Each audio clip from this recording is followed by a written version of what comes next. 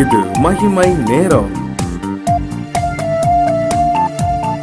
மகிமை டிவி நேயர்களை அன்புடன் வாழ்த்துகிறேன். மகிமை நேர நிகழ்ச்சியின் வாயிலாக உங்களை சந்திப்பதிலே மிகுந்த மகிழ்ச்சி அடைகிறேன்.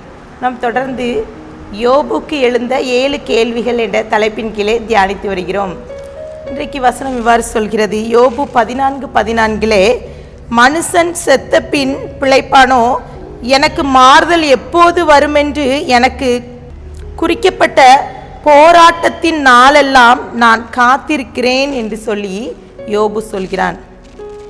இங்கே அவனுக்கு எழுந்த கேள்வி எதிர்காலம் எப்படி, எதிர்காலத்தை குறித்த ஒரு கவலை.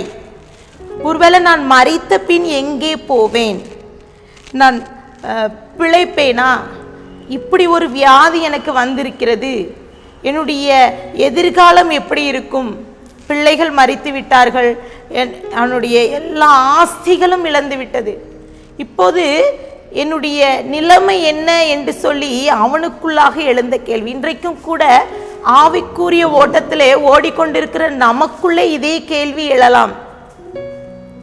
எதிர்காலம் எப்படி, என் எதிர்காலம் எப்படி இருக்கும்? அநேக பெற்றோர்கள் சொல்வாங்க, என் பிள்ளைகளுடைய எதிர்காலம் எப்படி இருக்குமோ. நிறைய பெற்றோர்கள் கவலைப்படுவது, எனக்கு இவ்வளோ இப்படிப்பட்ட கடன் பாரத்தில் பிரச்சனையிலே இருக்கிறேனே, எதிர்காலத்தில் என் பிள்ளைகள் எப்படி இருப்பாங்களோ, எல்லாம் கவலை. இப்படிப்பட்ட கவலை, எதிர்காலத்தை குறித்த கவலை இன்றைக்கு அநேகருக்கு இருக்கிறது.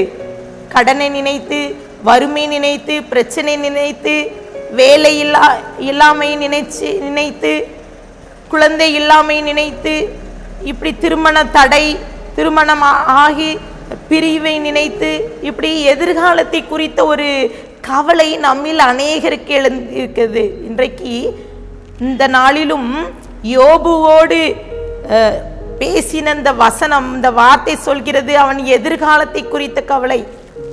அவனுக்கு எழுந்த கேள்விக்கு ஒரு சரியான பதில் அங்கே கொடுக்கப்படுகிறது.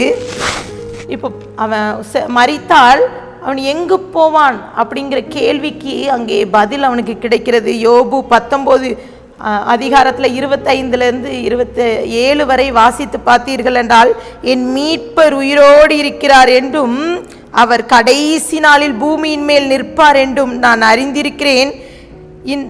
இந்த தோல் முதலானவை அழுகி போன பின்பு நான் என் மாம்சத்திலிருந்து தேவனை பார்ப்பேன், அவரை நானே பார்ப்பேன், அந்நிய கண்கள் அல்ல, என் கண்களே அவரை காணும். இந்த வாஞ்சியால் என் உள்ளி திரியங்கள் எனக்குள் சோர்ந்து போகிறது என்று யோபு கூறுகிறார். வாஞ்சை அவனுக்குள்ள, அவன் தோல் அழுவுனாலும் பரவாயில்ல, நான் அவரை பார்ப்பேங்கிற நிச்சயம் அவனுக்கு கிடைக்கும். எதிர்காலம், அவனுடைய மரணத்துக்கு பின்பு ஒரு வாழ்க்கை இருக்கிறது, தேவன் உயிரோடு இருக்கிறார், அவர் உயிருள்ள தேவன் என்பதை இங்கே யோபு முன்வைக்கிறார். இன்றைக்கும் இந்த வார்த்தை கேட்டுக்கொண்டு இருக்கிற நமக்குள்ளே இப்படி ஒரு கேள்வி எழுகிறதா, நான் மரித்த பின் எங்கே போவேன்? நமக்கு உண்டு ஒரு ஸ்தலத்தை கர்த்தர் ஆயத்த பண்ணி வைத்திருக்கிறார். அவர் இன்றும் ஜீவிக்கிறவராயிருக்கிறார், உயிருள்ள தேவனாயிருக்கிறார். பாருங்க, இன்றைக்கு அவர் உயிருள்ள தேவனாய் இருக்கிறதுக்கு பல சாட்சிகள் இருக்குது. பார்த்தீங்கன்னா நிறைய பேர் சாட்சி சொல்லுவாங்க, நான் மரித்த சரீரம் உயிரோடு எழுந்தது. இன்னும் பார்த்தீங்கன்னா நிறைய பேர் முடவர்கள் நடக்கிறாங்க, நிறைய கட்டிகள்லாம் கரைந்து, நிறைய வியாதிகள் மறைந்தது. இப்படிலாம் நிறைய சாட்சிகளை இன்றைக்கும் நாம் கேட்டுக்கொண்டு இருக்கிறோம். எனக்கு தெரிந்த ஒரு வாலிப மகள் அவளுடைய சாட்சியை பகிர்ந்து கொண்டாள். பாருங்கள், அவள் ஒரு நாள் அவள் நன்றாக பேசி விளையாடி கொண்டு நன்றாக இருந்து கொண்டு இருக்கிற படித்து கொண்டு இருந்த வேளையிலே திடீரென்று அவள் மரித்து விட்டாள். பாருங்க, அவளுடைய உறவினர்கள்லாம் எல்லாம் ரெடி பண்ணிட்டாங்க. அவளுக்கு பெட்டியிலேருந்து மாலை எல்லாம் வாங்கியாச்சு, எல்லாம் அழுது கொண்டு இருக்கிறார்கள். இப்படி அந்த சகோதரி, அந்த வாலிப மகள் சொன்னா, நான் மரிச்சிருந்திருக்கேன், எனக்கே தெரியாது, நான் மரித்து எல்லாரும் அழுது கொண்டு இருக்கும்போது திடீரென்று நான் எழும்பி பார்க்கும்போது தான் தெரியும் நான் மரித்து விட்டேன் என்று சொல்லி எல்லாரும் அழுது கொண்டு இருக்கிறார்கள் என்று. இன்னும் ஒரு அரை மணி நேரம் ஆயிருந்தனா என்னை அவர்கள் எல்லாம் அடக்கம் பண்ண வேண்டிய எல்லா காரியமும் முடிச்சிருப்பாங்க. இன்றைக்கு நான் உயிரோடு இருக்கிறேன், நான் உயிருள்ள சாட்சியா இருக்கிறேன் என்று சொல்லி என்னோடு பகிர்ந்து கொண்டாலாம். பிரியமானவர்களே, இன்றைக்கும் கர்த்தர் உயிருள்ளவராய் இருக்கிறார். எத்தனை பேர் நாம் விசுவாசிக்கிறோம்? நம்மளுடைய எதிர்காலத்தை குறித்த கவலையோடு இருக்கிறோமா?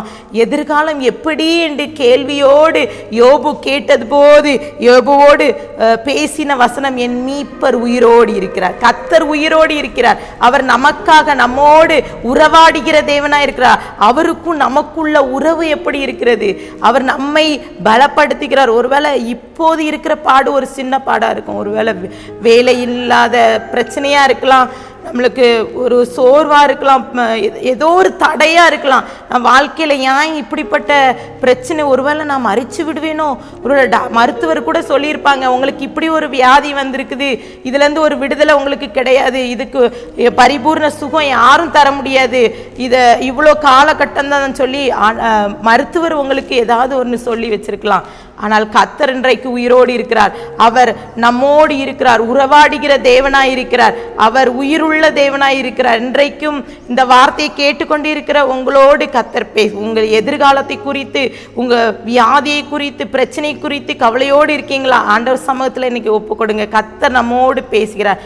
கண்களை மூடி ஜெபிக்கலாம். அன்பின் பரலோக தகப்பனே, மே ஸ்தோத்திரிக்கிறோம். இந்த வேளையிலே எங்களோடு பேசியிருக்கீங்கப்பா. நன்றி ஆவியானவரே. இந்த யோபு அவனுடைய கேள்வி எதிர்காலத்தை குறித்த ஒரு மனக்கவலை. இன்றைக்கும் நாங்கள் எதிர்காலத்தை குறித்த கவலையோடு இருக்கிறோம். என் வாழ்க்கை எப்படி இருக்க போதோ, என்னுடைய பிள்ளைகளுடைய வாழ்க்கை எப்படி இருக்க போதோ, எங்களுடைய எல்லா காரியங்கள் எப்படி இருக்க போதோ அப்படின்னு சொல்லிட்டு நாங்கள் குழம்பி கொண்டு இருக்கிறோம்ப்பா. ஆனால் நீங்கள் உயிருள்ள தேவனா இன்றைக்கு சாட்சியாக இருக்கிறீங்க. நாங்கள் அதை விசுவாசிக்கிறோம். நாங்கள் நம்பிக்கையோடு எதிர்காலத்தில் நாங்கள் உண்மை பார்ப்போம். பரலோகம் ராஜ்யம் ஒன்று இருக்குது, அதற்கு நாங்கள் ஆயத்தப்படுகிறோம். நிச்சயத்தை நாங்கள் பெற்றுக்கொள்ள கிருபை தாங்க முடிய கரத்தில் கொடுக்கிறேன். தாழ்த்துக்கிற உரிமையாக்கிறேன். மீட்பர் மூலம் கேட்கிற பிதாவே, ஆமேன்.